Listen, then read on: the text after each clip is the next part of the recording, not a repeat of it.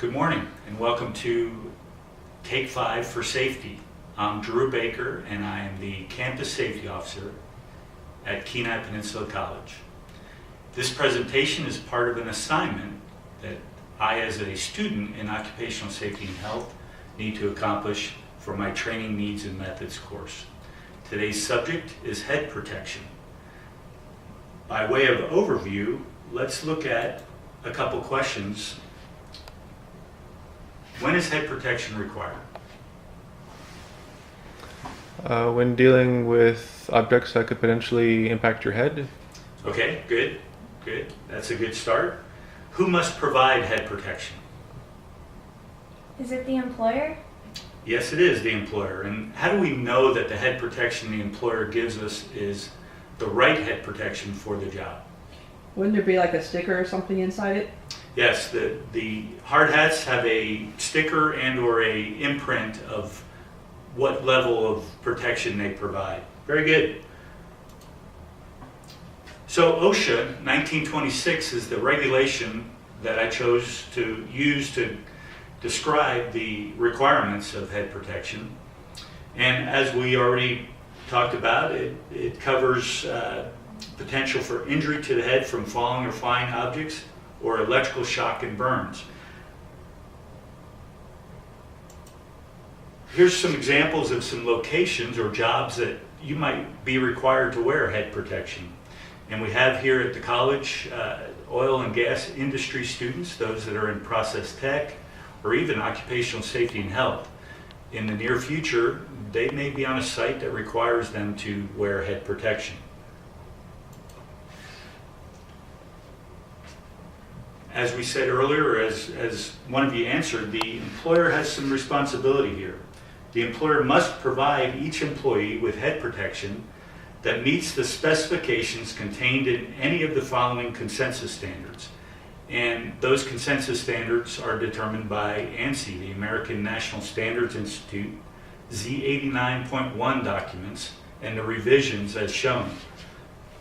Also, the employer can demonstrate that the head protection that's being used is at least as effective as those requirements that are in the ANSI document.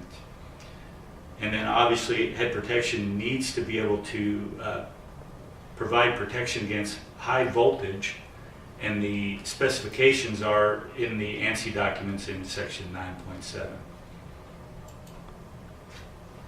In the revisions throughout the years, there have been significant changes, and I'll highlight those now.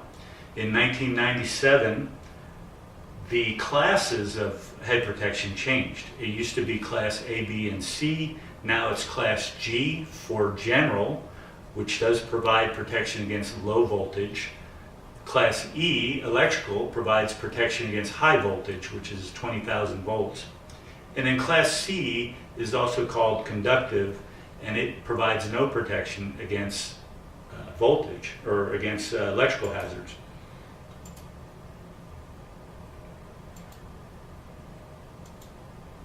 It also established two types of head protection.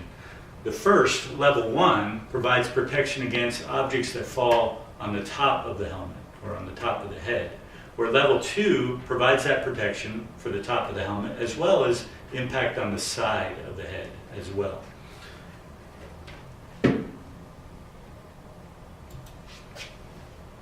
In 2009, the significant changes that were made were the addition of reverse donning, where testing was made or done, and if your hard hat has a reverse donning arrow as shown, then it can be worn either frontwards or you can turn around and wear it backwards. They also came up with the LT inscription on the helmets, which indicates that testing was done with the helmet after it was preconditioned to a temperature of a minus 30 degrees Celsius.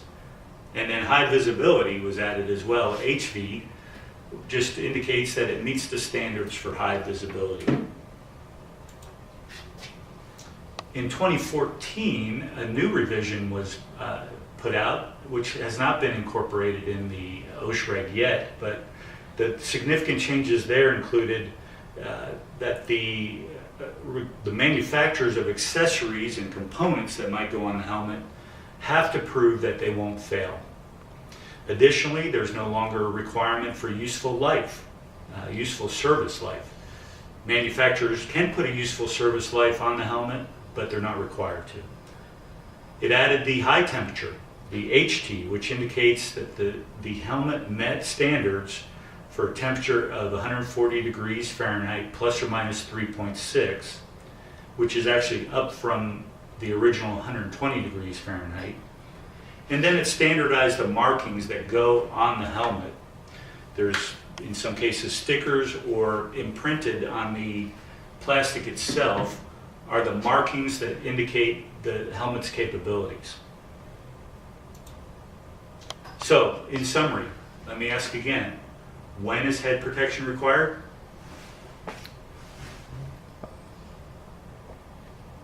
When dealing with potential hazards to the head? Okay, falling objects, flying objects, electrical burns, or electrical hazards that could cause shock or burn. Who must provide the head protection? The employer. Right, the employer. And how do we know our head protection is ANSI approved?